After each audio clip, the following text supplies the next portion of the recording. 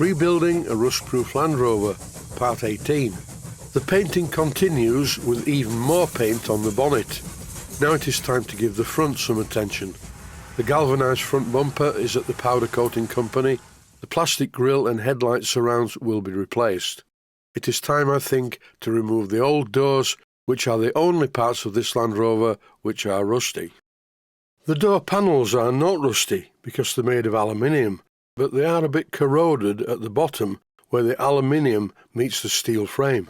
This is called cathodic corrosion and occurs when dissimilar metals are in contact with each other. And this is helped along by water getting into the joint. When I first started the bodywork job, I used my orbital sander, which was very useful initially for getting rid of the layers of damaged paint. I've used high build primer, ordinary primer, and the yellow stuff you can see on the front wing is acrylic stopper, a very fine putty. All of this needs rubbing down with 400 grade wet-to-dry sandpaper, which has been quite a difficult job, and the bonnet, well, I don't like to really mention this. My friend, the late Ken Rowley, to whom I sold the Land Rover in 2014, was trying to convert this into a rat rod, a really scruffy looking vehicle, and he succeeded. By the look of it, he sandblasted the tops and sides of the wings and the bonnet, and this was a big mistake. The bonnet is glass fibre. When I bought this old Land Rover from Ken Rowley's estate, the bonnet looked like it had been peppered with buckshot.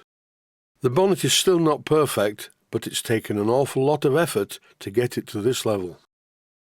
4 large cans of high build primer, rubbing down between coats, followed by another 4 cans of satin green paint, because originally I was going to paint this in satin. But I didn't like that look, so I bought some gloss paint, which looks much better. The paint will go dull over time anyway. The colour that I used is Land Rover Deep Bronze Green. The problem that I had was spraying the centre part of the bonnet. It was quite difficult. I needed to hang the bonnet from somewhere to spray it in a vertical plane. And as you can see, the solution was right in the garden in front of me. I tipped the picnic bench up on its end, then I simply hung the bonnet on the picnic table by the bonnet catch. This clip shows the bonnet hung on the picnic table, having been partially rubbed down using wet-to-dry sandpaper, wet of course. Over now to the doors. I drilled out the rivets so I could remove the galvanised top cappings. The paint will need removing, but this shouldn't be a difficult job. In fact, I already did that job, but I didn't bother videoing it. It was very boring, very tedious. But now, suffice to say, I removed all of the green paint from these cappings, and then I painted them with self-etch primer. On the other Land Rover that I used to have, there was a special fitting to clamp the battery in place on the battery holder, using a couple of long hooks and a crossbar to hold the battery in place. But there's no facility for that on this Land Rover, so I've improvised. I used a good quality leather belt that I've had for many years. I will just have to live with my trousers falling down periodically. The paint job is far from perfect. I haven't overdone the detail. I want it to look like a 1971 Land Rover. And to say I've done all the painting using rattle cans, albeit very good quality rattle cans, I am quite pleased with the end result. There's still a way to go. I do have to paint the inside of the back part of the Land Rover, but it's full of bits and pieces, so I can't do that yet. That will be the final job. Here are a few shots of work in progress. It's a bright sunny day and the reflection in the paint is very mirror-like, so the paint actually looks worse than it is. I got it quite smooth, a few runs which were sanded off, and a few dents that I left in the metal because I didn't want it to look brand new. Completes the old Land Rover effect. In fact, this paint is the colour that they used on Series 1 Land Rovers, and I quite like it. At last these horrible doors are removed.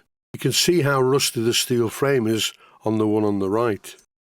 Now it looks like this, and to be honest, I really like the look of this. But it's a bit impractical. Then of course there's always the problem of the passenger falling out into the road, forgetting that there wasn't a door. I'm really glad I decided to use stainless steel bolts for quite a lot of the sub-assemblies on this Land Rover. They were very easy to remove. The only parts I've salvaged from the original doors are these, which are the retainers. These are for the mechanism which stops the doors from opening too far. I'm cleaning off all the rust and I'm going to repaint them. I'm in the outer part of my main workshop using my 1-inch and 4-inch belt sanders to remove the paint. It's quite difficult when using belt sanders to get right into the corners, so to remove the paint from the inside areas I used a rotary abrasive wheel. This colour seems to be the roughest one and it's really tearing through the paint.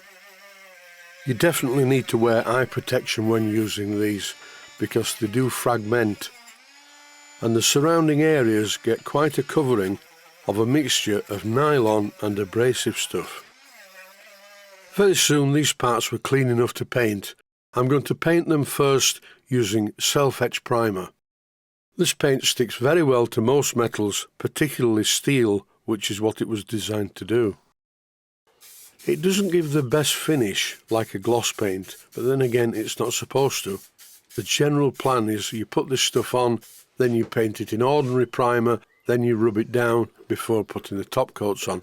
I think that's how you're supposed to do it. I am no expert. I painted them in the order that you see because then I can turn them over and do the other side. All in one simple operation. When I bought the new doors the other day, I also bought new handles with locks.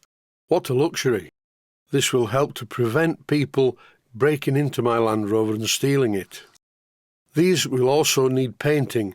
I'm going to paint them with etch primer first, followed by satin black paint. I'd like to say, as I always do, stay safe, stay healthy. Thanks for watching, and I hope you found it useful. Please take the time to visit my Mainsteam Models website and click on the section of the website that says Video Playlists. And by doing that, you can find other videos that you may like to watch. And by using the playlists, you can actually watch the videos back to back.